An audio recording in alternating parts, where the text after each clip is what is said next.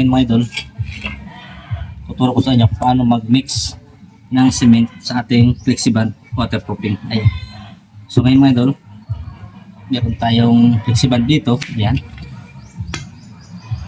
Para magiging smooth ang wall na ating papahiran ng skin coat. Hindi siya magbuo-buo, hindi siya Nag-mix magbubukol. tayo mga idol ng semento. So ang ating nilagay dito ng semento, kailangan agad na idol. So ngayon mga idol, natapos natin ang pag-agag ng ating simento. Isasali natin ang ating Flexiband waterproofing dito sa malaki-laking timba.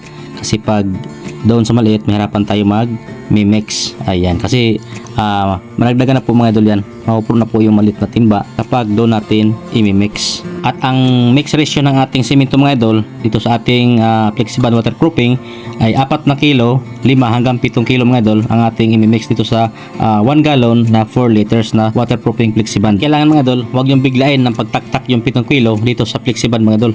Kailangan uti-uti lang mga idol ang paglaglag mga idol ng ating cement dito sa ating Flexiband at ating haluin ng maayos para madaling tunawin mga idol or i-mix ang ating simento kapag utay-utay lang ang laglag, katulad ditong ginagawa ko mga idol.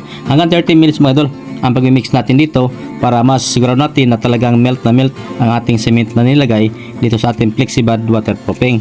Mas madali mga idol mag-mix mga idol kapag meron tayong tools na ginagamit, no? Ito na mga idol, ang texture niya. Nasa 5 kilo mga idol nalagay ko dito cement. So bago tina-apply mga idol, para maalis natin yung bubo na yun, no? May bubo yan. Salain natin mga idol. At 5 kilo lang mga idol cement aking nilalagay dito sa aking Flexiband kasi gusto ko na talagang umaagos talaga yung aking Flexiband doon sa mga butas-butas ng wall mga idol para pumasok talaga sa mga butas-butas ng ating waterproofing para makasigurado tayo na nakaseal talaga mga idol ng ating concrete wall. So ito mga idol, atin salain ng Flexiband mga idol na may simento para matanggal ang bubo.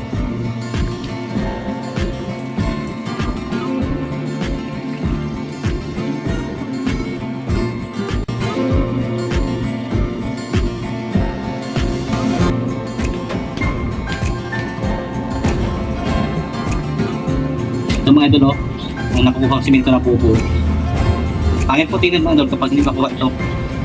Bukol-bukol po ang ating wall na pinapahiran kapag di maalis pang bubo. Kaya alisin natin para magiging smooth ang ating yari sa ating wall. Smooth at walang bukol-bukol kapag natuyo na ang ating Flexiband na pinapahid. Maganda mga idol pag nasala, yan maganda ng texture niya, yan. So maganda, makinis mga idol ang wall pag natuyo ito kasi nalis natin yung bubo. So ganoon lang idol, mag-mix ng Flexiband, mag-prepare ng mixing ng ating Flexiband para quality, maganda ang yari, smooth yung pinagdaanan or yung finish ng ating pinapahiran na Flexiband waterproofing. So alam idol, kung kayo nag-idea, i-ating babahagi para mag-idea din ng iba. Salamat, God bless.